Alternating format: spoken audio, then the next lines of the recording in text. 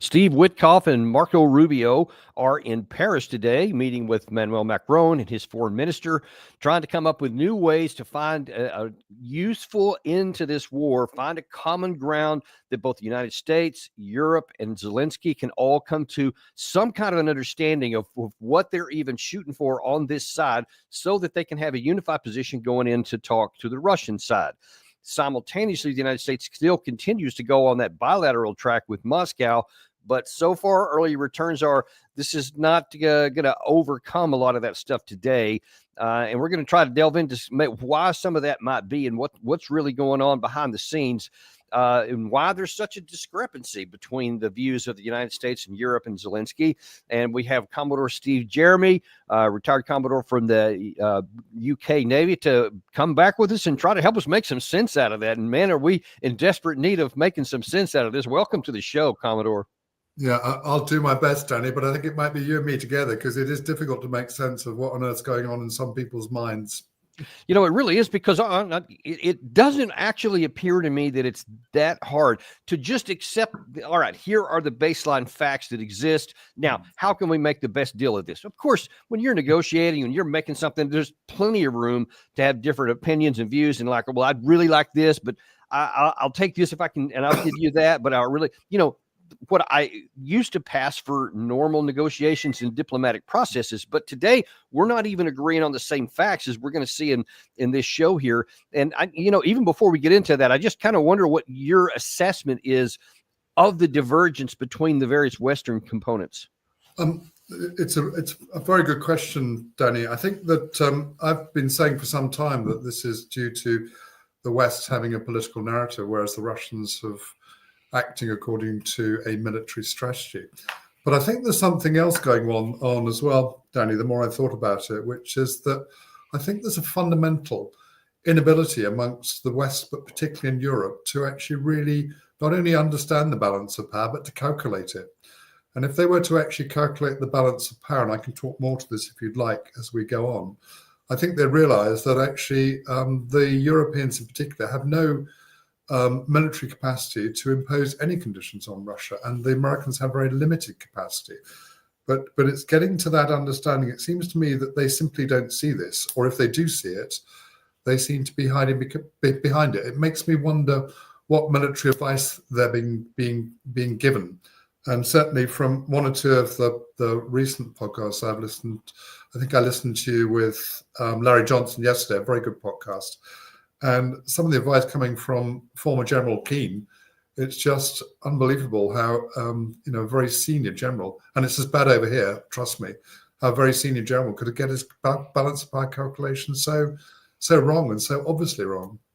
Well, we actually did a show at the behest of Larry Johnson, ironically, last week, where we kind of looked at the bad tradition of American generalship getting it really wrong when it comes to balance of power in Vietnam and Afghanistan, and then the current situation here. So unfortunately, we may be leading the pack on that kind of thing, which may be a big part of the problem here, because if the generals themselves are disconnected from what's actually going on and aren't accurately calculating the balance of power, I like the way you characterize that, then what chance do the policymakers have when they're the ones that they're listening to?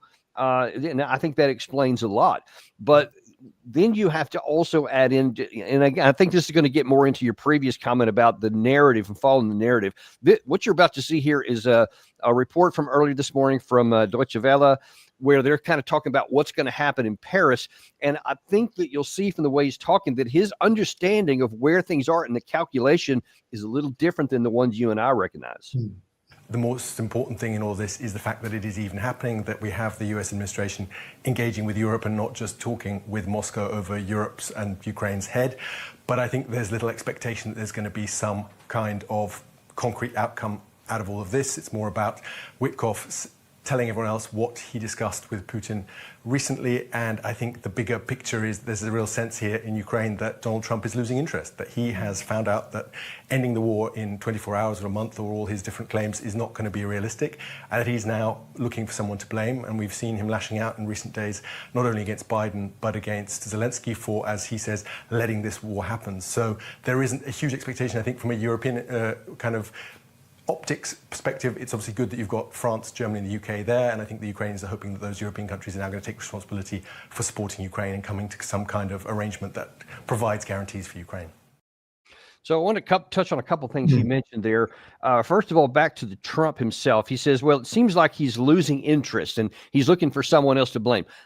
He definitely was blaming some other people. He's blamed Biden for starting the war. He blamed actually Putin for starting the war in this same context. And he blames Zelensky for his part in this. So he's kind of saying everybody had some agency here. And I think it's a completely accurate assessment of how this began and who all the players were, because everybody had a role. And so nobody comes off free. But that he's losing interest, I think is not an accurate assessment, because I think he's getting impatient that he wants this to be resolved. And I think he's frustrated that he can't seem to get cooperation either in Kiev or in Brussels. Yeah, I think I'm encouraged by the discussions are going on. And I think my sense is that although he may be a real estate agent, that Witkoff is probably the right man. I thought Larry Johnson was very perceptive yesterday when he talked about the two of them being lawyers. And I think that certainly him and Putin is a factor. I think there's another factor as well, which is that Witkoff's actually getting to know Putin.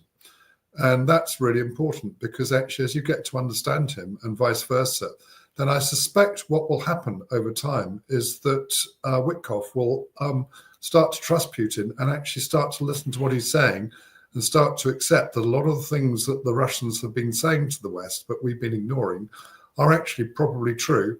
And that the second thing they'll start to accept is that the Russians are in the driving seat because the balance of power overwhelmingly favors them. So I think that, to me, this is it's early days, but it's a positive sign. I think as far as Trump's concerned, you can understand his frustration. But equally, I think what we're now seeing is that the Russians are doing what we all expected, or people like you and I and others in the voices in the wilderness have expected, which is that the Russians aren't going to give ground.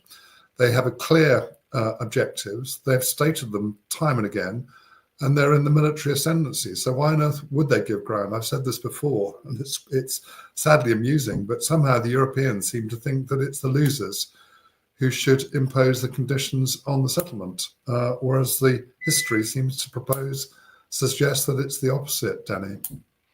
Well, certainly history has been very clear on that, because you can spin things all day long as you don't run into reality. But at some point, those two things collide, and reality always wins over spin when it comes into that clash. And I fear that we're going to discover that to our collective chagrins here later on.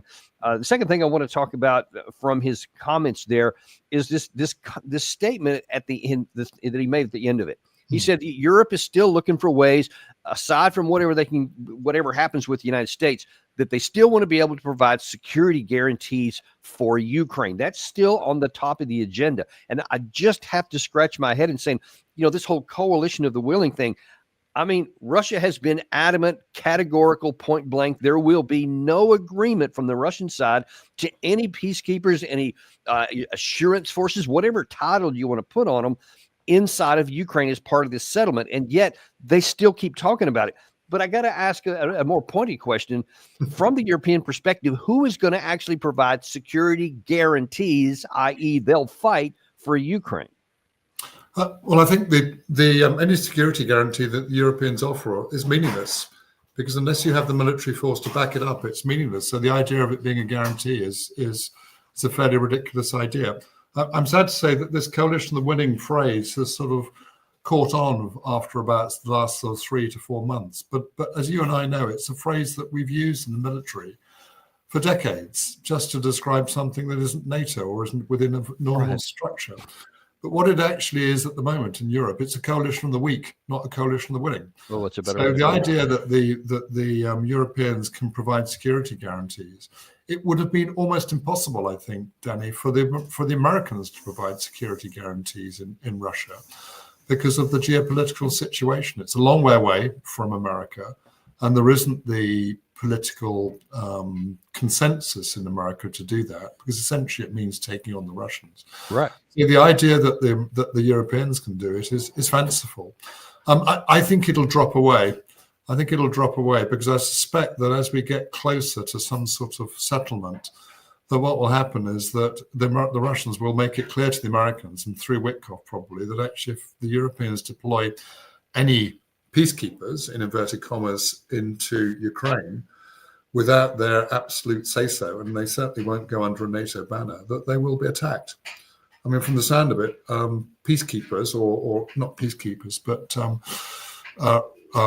NATO troops from the nations we know not whom were actually amongst the targets in the Sumy attack. And that surely is illustration that the Russians won't hesitate to attack. In fact, I hate to say this about troops from Europe, but my great worry is that actually if we do deploy them, that the Russians will attack with intent, because they'll want to again show the Europeans that they mean what they say. They've already done it once, because they said actually that this is a war which this is a expansion of NATO up with which we will not put, and they've shown that by the invasion. So if there's an opportunity to attack and kill European soldiers or Marines or sailors or airmen, then I think that in NATO, in Ukraine, I think the Russians will take it. And you can't blame them. After all, NATO have been firing forces into mainland Russia.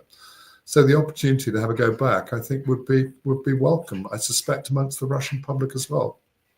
Yeah, and certainly among many of the Russian, I guess you call them hawks, some of the military men that I've seen on the various Telegram channels, etc., they actually would like the chance to do that, and are secretly hoping that it comes. Obviously, I'm not in that camp. I want to see this on the diplomatic table before we ever get to that point. But going back to one of your countrymen here, former national security advisor, says he thinks that he also sounds his own frustration in terms of the situation going on right now, and says, we first got to get that ceasefire before we can do anything else. We've had some threats from President Trump to Moscow about further sanctions if they don't support an unconditional ceasefire, which the Ukrainians are supporting. Russians still haven't got there. That attack on Sumy, which you've just reported on, terrible attack, lots of Ukrainian deaths, and yet President Trump used it to say the Ukrainians should never have started the war, which is a strange thing to say. So I think the Europeans and the Ukrainians will want to know, what is the American game plan if Russia continues to refuse to agree to a ceasefire, which is in a way the easiest and most limited step that you can ask of them before you get into serious negotiations on the substance of this conflict. So if they won't even do that, that's a pretty bad start.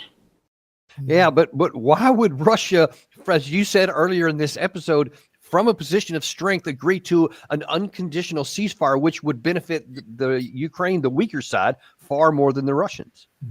I completely agree, Danny. The Kim Durak, I think he was the ambassador in America as well, so he knows America well. But I think he's wrong on 2 points. I think, firstly, he suggests that the way to do this in terms of steps, the first step is a ceasefire, then is to getting towards a long-term negotiated peace. Well, that's completely the reverse of what Lavrov and Putin have been saying for at least the last 2 years. They've been saying all the time that they're looking for not for a short-term ceasefire, although they, I think, to show willing, they accepted or went along with the energy and the Black Sea elements of a short-term ceasefire, but not on the mainland, you notice.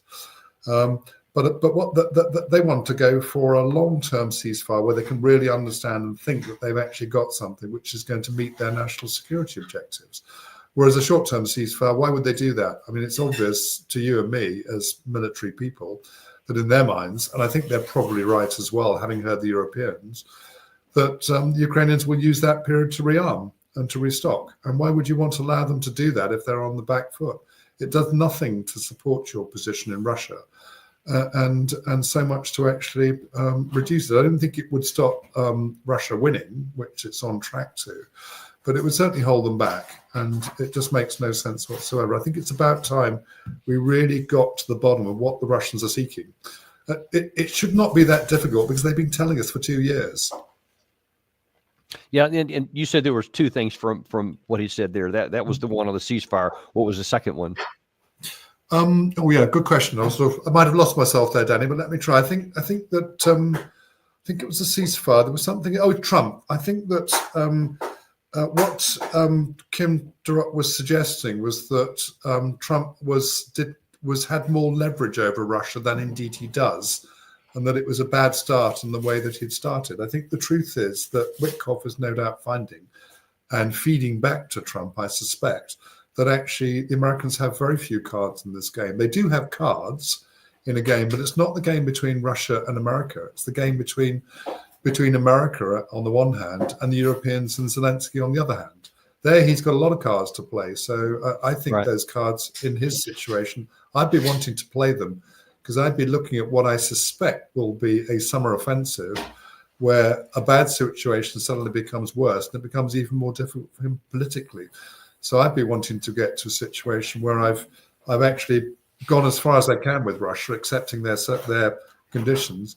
I play those back to the Europeans and the Ukrainians, and if they don't accept it, then you can, and with great honesty, blame it on them for not accepting the realities on the ground and colliding them, as you so eloquently say. So let me try to, or let me ask this question because it's more of a puzzlement to me. So, bit of a setup here. I want to say it was November the 17th of last year, the United States finally lifted the moratorium on our long-range missiles, ATACMS. There had been some Storm Shadow missiles had been used for a while up to that point, and there was some talk about maybe the German Taurus missiles, but I think Chancellor Scholz never gave that authorization. At least officially, there were some claims at some reason, but it was a small number. Well, there was a meeting in which the former National Security Advisor Jake Sullivan, and I'm going to actually talk about this in a show this afternoon in more detail, but in that interview, he admitted that the long-range missiles that we allowed to use, strangely enough, didn't have an operational effect. It was pointless. I mean, I made that comment on the day the announcement was made. It's self-evidently out. You wouldn't have had to wait to see it because you understand how the dynamics work. But with all of that history, then this is more puzzling to me. Gary, if you can put that headline up there, the Germans are now with the new chancellor thinking, hey, maybe we should send our Taurus missiles now. And British said that they will support Germany sending Taurus missiles.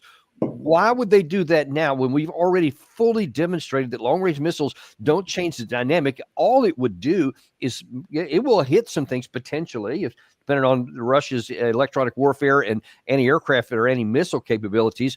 But if it gets through in some places, and you probably can find some, all it's going to do is make Russia madder. How does this help our side out? To me, it obviously doesn't help our side out. I mean, and actually, I thought that it was a very risky thing to do in the first place by the French and the British. And I thought that actually knowing that there were British and French people in the command chain was extremely risky. And we were lucky to get away without a attack by Russia on British and French assets. And I think the same issue is the same one here. It will make, as you and I both know, it will make no significant difference on the battlefield whatsoever. I think it's in part due to Metz and his character. He's clearly, whether he's rabidly anti-Russian, I can't work out, but certainly he is not a sort of in the middle ground, which would be a much more sensible place for him to be. But I think it's a dangerous thing to do. It doesn't help our case. And indeed, I'd be curious to see what the Americans actually think of it. I think it was the Biden administration who actually turned it off previously, the use of Storm Shadows and the use of the French ATACMS. And I think that they turned it off because actually the Russians picked up the phone to the Americans. I think it was the Russian chief of the German staff picked up the phone to the Americans and said, we're not going to put up with this, and that the Americans in turn warned the British and the French to stop, which indeed they did. But no, I think it's got no chance of helping whatsoever, and it certainly won't help in what seems likely to me, or if it is, a summer offensive.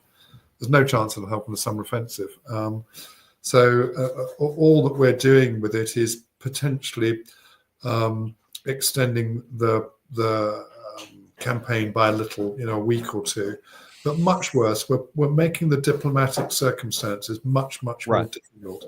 So the Europeans are making the diplomatic circumstances for the Americans much more difficult. No gain for the Americans, and it's not obvious to me what possible gain there could be for the Europeans. I do think, Danny, we could perhaps talk about this a little bit further, that one of the reasons is that they're being very badly advised. The politicians and senior officials are being very badly advised by their military staff.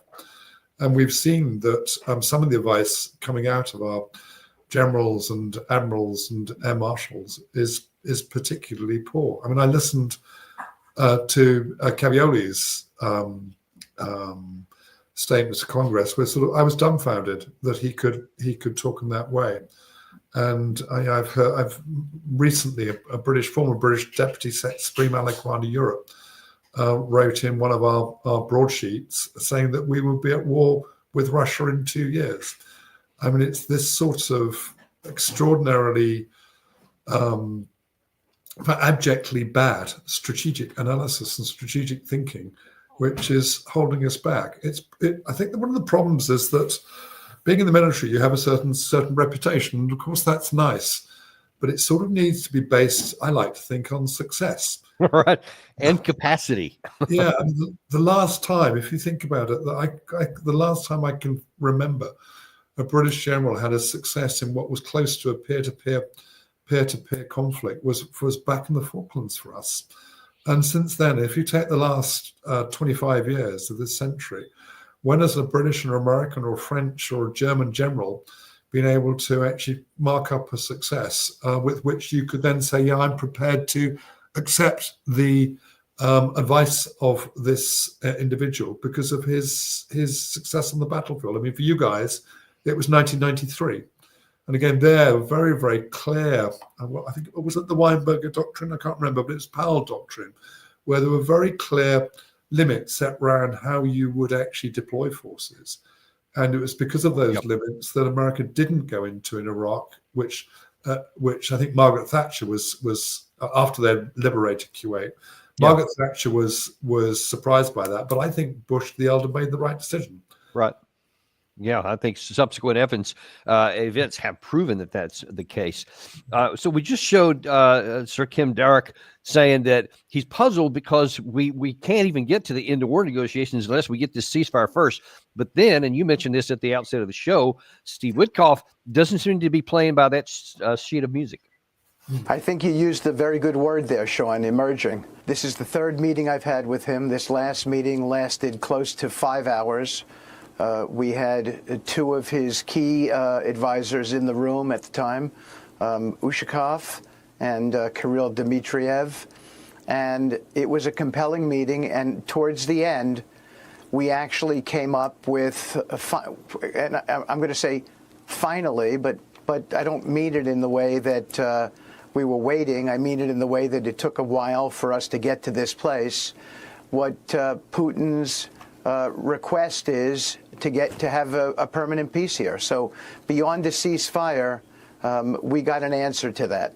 This peace deal is about these so-called 5 territories, but there's so much more to it.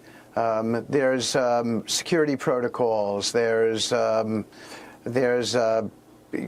NATO, Article 5. I mean, it's just, a lot of detail attached to it. It's a complicated situation, rooted in some real problematic things happening between the two countries, and I think we might be on the verge of something that would be very, very important for the world. So you see, that was on the 14th. That was 3 days ago, and he was really optimistic, and I think that for the first time, you see convergence between what the Russians are saying and what the U.S. administration is saying with Steve Witkoff, and we're getting closer to being able to come to the same sheet of music so that you can get the war actually over with. Because I think that the Russians would probably agree to even a complete ceasefire if they feel like we're on the 1 yard line, which we've got general concurrence on what the outcome is going to be, potentially anyway. But then you take a look at what all the people in Europe, and I showed you that at the beginning. You have in Paris today, they're still saying How can we find security guarantees for Ukraine? How can we not accept this territory in any kind of way, shape, or form? Or, hey, how's about we use some Taurus missiles? Those seem completely at odds with what Witkoff is saying there.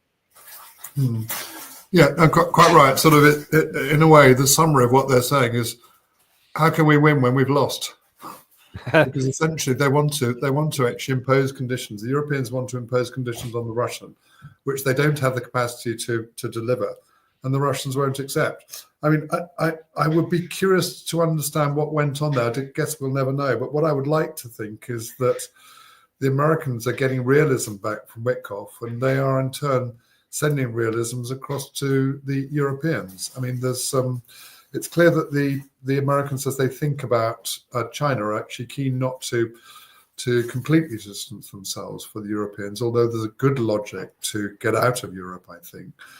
But equally, if they're actually, Europeans are starting through their actions, I don't know whether they're trying to deliberately undermine the American negotiations. I don't think it's that. It feels more like incompetence, to be honest.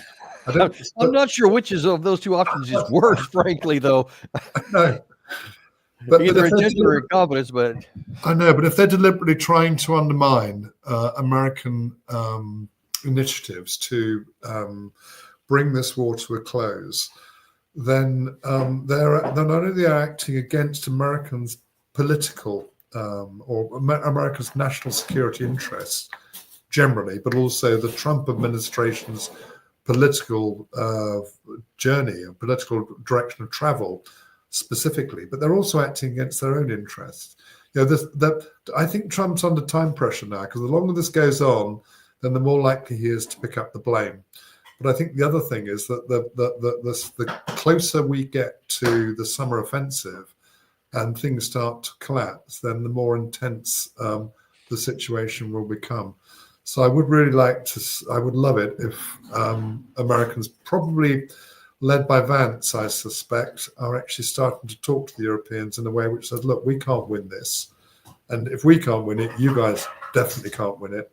We're going to need to bring it to a close. And I think that the things that strike me, the longer this goes on, three things will happen. The first thing is that we'll waste more money. The second thing is that the Ukrainians will lose more soldiers, as indeed will the Russians. And the third thing is that we'll end up with even worse conditions than we're being offered now. Right. That's one of the things I've been harping on quite a bit, and it's just as rational and logical as you can be as to why that would be the case. Unfortunately, we talked about the disparity between the U.S. and the Europeans, but between the U.S. and the Zelensky regime, the disparity is even greater. So you just saw Witkoff saying we're having some convergence with Russia, specifically on the 5 territories, which is Zaporizhia, Donetsk, Luhansk, Kherson, and Crimea. But then you had the next day after Witkoff made those statements, Zelensky was asked, by the way, what do you think about what Witkoff said? What is it about when Special Representative Witkoff talks about some 5 territories? There will be no NATO. There will be no 5th article. How do we respond to this? As for the territories, Ukraine is a fully sovereign and independent state, and therefore, all territories rightfully belong to the unitary state of Ukraine, in accordance with international law and the principles of territorial integrity. And you know that for us, these are red lines, recognizing any temporarily occupied territories as non-Ukrainian, but Russian. So, once again, the relevant representatives you mentioned are discussing matters beyond their competence. So, okay. A couple of things to point out there. Number one, just last weekend on the CBS News show 60 Minutes, you had Zelensky throwing both President Trump and Vice President Vance under the bus again, claiming that they are being manipulated by Russian misinformation campaigns, etc. And now then on this clip here, I think it was yesterday, he made the statement, he's throwing Witkoff under the bus and saying he's beyond his competence. He doesn't know what he's talking about. That's one thing. That's bad enough just in the relationship between the U.S. and Ukraine. But then he's talking about the fundamentals as though, and you said it really well at this first of the show, he's talking like he's on the superior position and Russia's begging for bread on the bottom. And he's like, those are our red lines. We're not giving any of that stuff away. How can he make those statements at this point in the game? Yeah, he's in an extraordinarily weak position. And the only way you sort of think it will go is, I mean, we can see what's going to happen. You know, there's a military track which is one way, and there's a diplomatic track, and one way or another. The military track is probably slower, but it gets us to a worse conclusion. But I think he's completely out of touch with reality. He's got no strategic capacity whatsoever. I mean, again, a strategic effectively leader is somebody who actually is effective and doesn't end up leading his country into a disaster, which is what he's done. It feels to me, it's difficult to imagine a worse leader. I think one of the interesting things is that we haven't seen the Russians actually pushing to get rid of him. They could do, but I sort of wonder if they're not getting rid of him because actually he's making such bad strategic decisions that he's actually helping them out. You know, the Kursk offensive is one example. You know, the Belgorod is the most recent one. Add that to the list. Offensive. You know, he's almost keeps on gifting them opportunities to actually write down the Ukrainian armed forces and all. Well, I was going to make that comment. If you're listening to those comments from the Russian side and you think, wait, I'm talking to the U.S. representative and we're getting closer, and then here Zelensky doesn't seem that he's agreeing to any of that stuff. Where's the room for us to have any negotiations? If you won't agree to just the elementary things, the only thing you're leaving Russia is to fight for it. Mm-hmm. Mm-hmm. Yeah, I think that it's a bit like it's a bit like the end of the Second World War, wasn't it? When in Stalingrad, when General von Paulus was asking to actually withdraw. I think it was the 8th Army Group. I can't remember. I think it was the 8th Army Group. 6th Army, I think it was. 6th Army Group, was it? Yeah, and was told by Hitler to fight on to the end. And so Ukraine, Zelensky is sacrificing his people and indeed the negotiating terms of his country for what appears to be reasons which are very, very difficult to understand. He's holding to red lines which are impossible to deliver. Even the Americans, with you guys, right, with all your forces and full political will, could not deliver those, or certainly would. No, I'm sure you couldn't. So, I mean, my wife thinks, and I think she's right, that he's narcissistic. And that, some people are, but actually not a good place to have a narcissistic leader when when you've got a Russian bear on one side and a weak Europe on the other side, and Americans want to get away from it. For God's sake, let's get this to a close and let's accept the conditions and let's see where that takes us. Right. And staying with the Russian side of this minute, we've been looking at the U.S. side, the European side, there's the Ukrainian side, which we're going to get to in a second. But Sergei Lavrov has been just categorical. You mentioned this a while ago for 2 years that there will be no NATO forces under any guise or anything on the continent. Within Ukrainian territory without them being considered a target. Now, you've mentioned that. I want to show this to our viewers because there's going to be something on the other side of this which is going to raise a few eyebrows. If NATO expansion is recognized, at least by Donald Trump, as one of the root causes, then the presence of the troops from NATO countries under any flag, in any capacity on Ukrainian soil is the same threat. You won't accept it under any conditions? Under any conditions, nobody is talking to us. They keep saying nothing about Ukraine without Ukraine, but they do everything about Russia without Russia.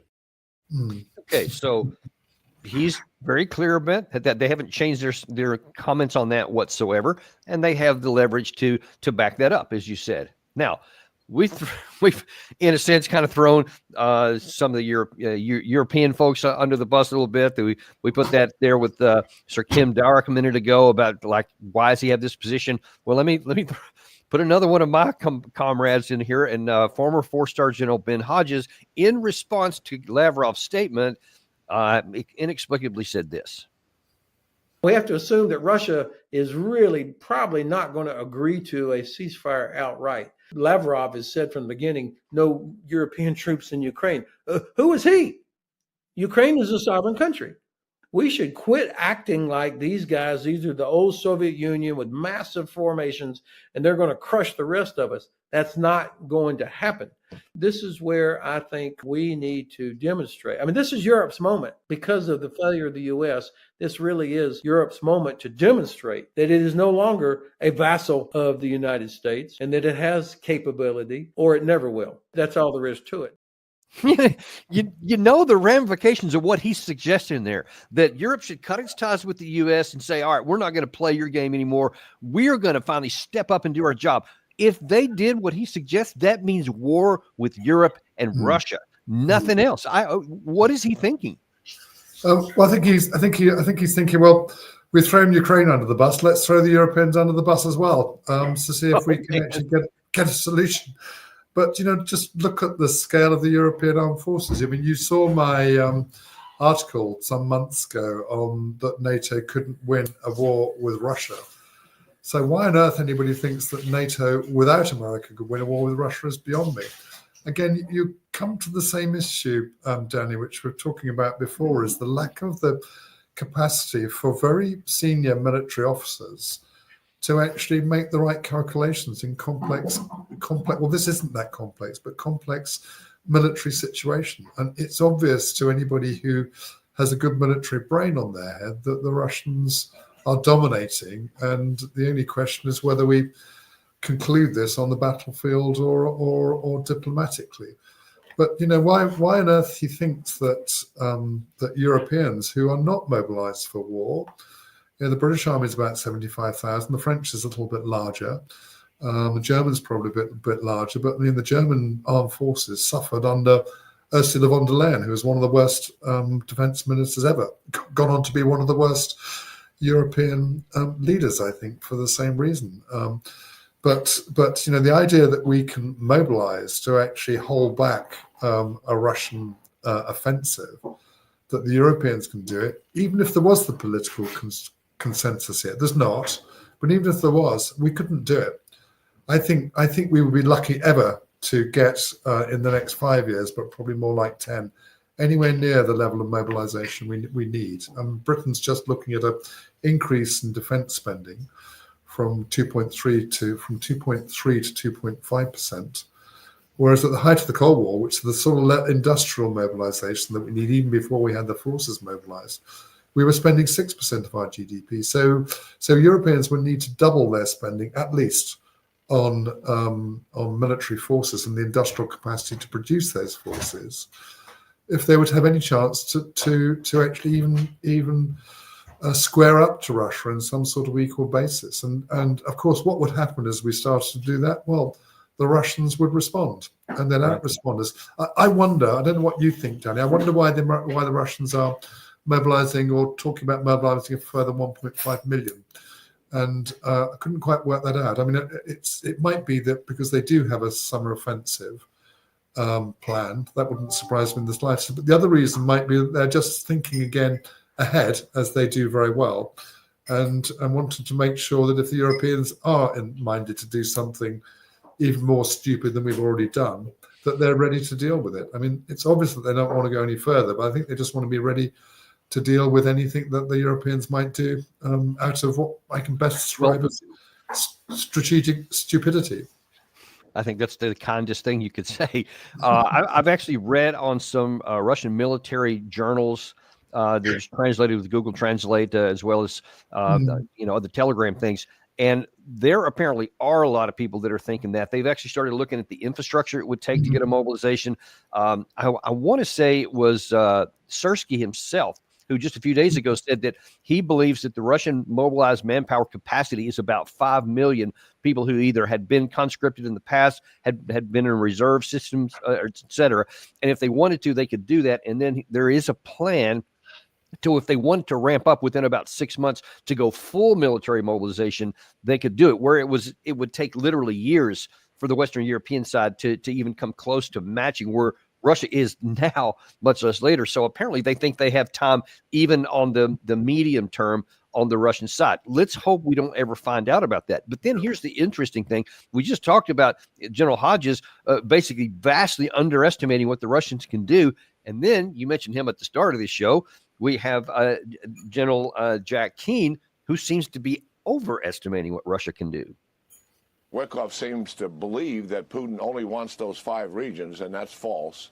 Secondly, what Putin has said when it comes to Europe is that he is very much interested in expanding into Eastern Europe and returning those countries to the Russian Empire. That is where he's coming from. And he has believed, as his predecessors have believed, ever since in the 19th century a Frenchman set Moscow on fire, and in the 20th century a German got within a few miles of Moscow. They've always wanted buffer states to protect Mother Russia. And that's where Putin is. He wants those Eastern European states for the same reason that his predecessor wanted. So those are the strategic objectives validated by our U.S. intelligence services and also by European intelligence services. Yeah, I'm not sure that the U.S. intelligence services validated that. Actually, the annual threat assessment we published about 2 or 3 weeks ago did not come to that conclusion, but that's a separate issue. Russia has the capacity to do that if they feel threatened by this, whatever, alleged $800 billion European buildup, or if we should ever start going in that direction. But it would take, as you said, I think more logically close to a decade if you found the money and the political will in all the different countries to do that. And I don't see any evidence of that. No, absolutely not. I mean, again, economically, Russia's about her debt to GDP is about 17%, apart from Germany. And Germany are starting to become more indebted because they've thrown away their debt rules. So the rest of Europe, the big countries, our debt to GDP is well over 100%. That's a big figure, and it's not sustainable. The Americans are in the same situation. Yeah, so yes, we are. We don't have, worse. Unless we want to borrow, which will end up inflating the currency and reducing the purchasing power of the currency. Borrowing is borrowing is not a good option. So we don't have the financial capacity to do this, even if we had the industrial capacity to do it, which we don't. But I also I think Jack Keene's got it completely wrong. I mean, he talks about the Russian wanting a border, a buffer states. I think there's something in that, and that what they didn't. I don't think they want buffer states. They just don't want NATO on their borders. Yep. And we can't help but know this because they've been telling us this since 1996. So the fact we haven't been listening is our fault, not theirs. But I don't think that they would want to go into somewhere like Poland. I mean, why would they want to do it? I mean, just think about what is in these states that's actually worth having. You know, right. Many of these states are actually in quite poor economic shape. The only ones that I can think, as well as Ukraine and the ethno-Russian areas of Ukraine, would be the Baltics. If the Baltic states made the decision, stupidly, and it's not impossible that they would do this, to actually suppress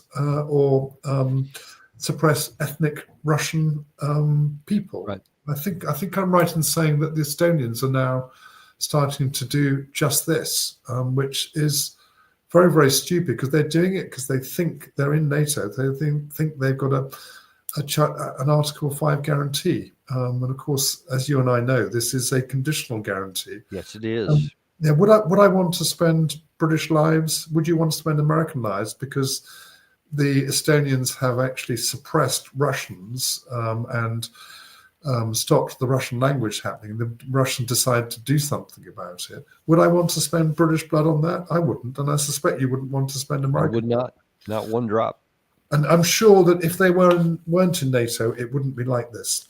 This is the problem with NATO, is that they think they're all part of the gang and that will help them out. And what they should hopefully be starting to realize is that they may be part of the gang, but the gang isn't as strong as they think.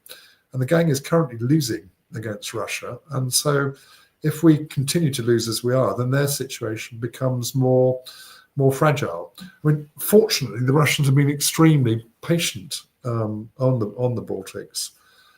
So I suspect that unless they do something completely stupid, they'll be okay. But the idea that the Russians are trying to extend the Soviet Empire. I mean, another thing that you'll often hear Russian historians talk about is that actually having the Soviet Union rather than the Russian Empire wasn't actually that much fun.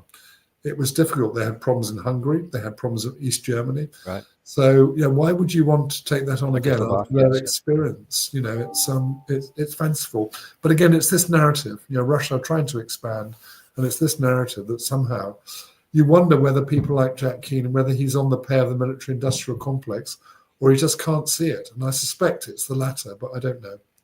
Yeah, I don't know which it is. I just know that it's a wrong picture, demonstrably so. In the last few minutes we have here with you, I wonder if you can kind of weigh in with your understanding of dynamic that's playing out right now on something that's about to happen on the 9th of May, coming up soon, where Russia is going to celebrate their 80th victory in what they call the Great Patriotic War, what we know as World War II, et cetera. They've invited all kinds of heads of states from all over the world. Apparently, it's going to be the most heads of state they've ever had for one of these May 9th celebrations.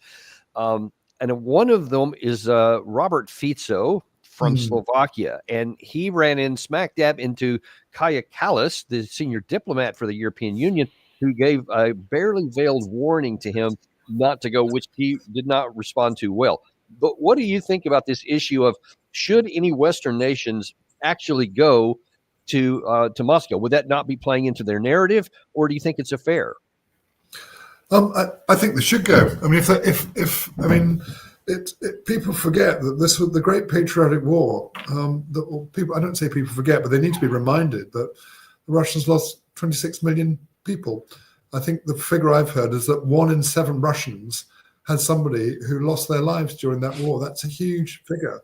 It's a massive figure. I suspect that it's probably as much as all the European nations and the other nations put together, but I'm not sure. But so I think they should follow their national interest.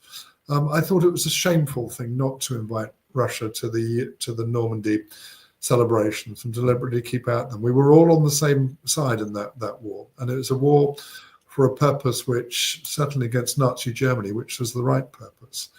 I think what will be interesting, I think it's also curious that the European foreign minister, who comes from Estonia, a very small little state, is and she's clearly rabidly anti-Russian, is actually in charge of European foreign policy. It's a terrible thing to do. We need an intelligent diplomat who actually is prepared to look at both sides of the story, or the Europeans do, because not in that situation. But I think what will be very interesting is see how many do go, because then you'll start to understand in a much better way the isolation of the West. Because people, again, don't seem to realize this. I mean, you listen to the British press, you would think that we're the goodies, the Russians are the baddies, and everybody's with us. It could not be further from the truth. As far back as the original General Assembly resolution, the way the result was described was that an overwhelming number of countries supported the resolution against Russia. But when you actually delved into it, the countries representing more than half of the world's populations either voted against it or abstained. And that will be even worse now. I think the countries that did go with it were the small countries who were being pressurized by the West and the Americans to do so. But I think we'll see more and more people refusing to accept that pressure. And I suspect that we'll see quite a lot of people there. And it will hopefully the Europeans and the Americans will say, actually, we're not on this. We're not with this. The rest of the world isn't with us. And in fact, they're actually going further away from us. So, yeah, I would like to think that I'm no doubt Orban will go. I'd like to think that Šešelj will go as well. But let's see. And I certainly wouldn't blame them. I think it's a scandalous thing to do to actually threaten them if they actually decide to do what they believe to be in their national interests. And it's ironic, if not more shameful, that Germany, I think I just saw the notice this morning, specifically did not invite any Russians or Belarusians to the 8 May celebration that they're going to have about the end of the war, for the same kind of reason. So it's like we're the worst of both of these cases, but it's just not going to play well anywhere around the world, and ultimately won't be good to our advantage, our benefit. So it is what it is, but we're going to continue to bring people whatever's happening, whether the good, the bad, and the ugly. And this one is kind of ugly, but we appreciate you coming on today. We always really value your balanced assessments, and so thank you for coming back today. Yeah, no, and thank you as always, Danny. Not only from me, but from Ian Proud, Ian Puddock, and all those Brits and Europeans who are getting something that we don't get from our own mainstream media. Thank you.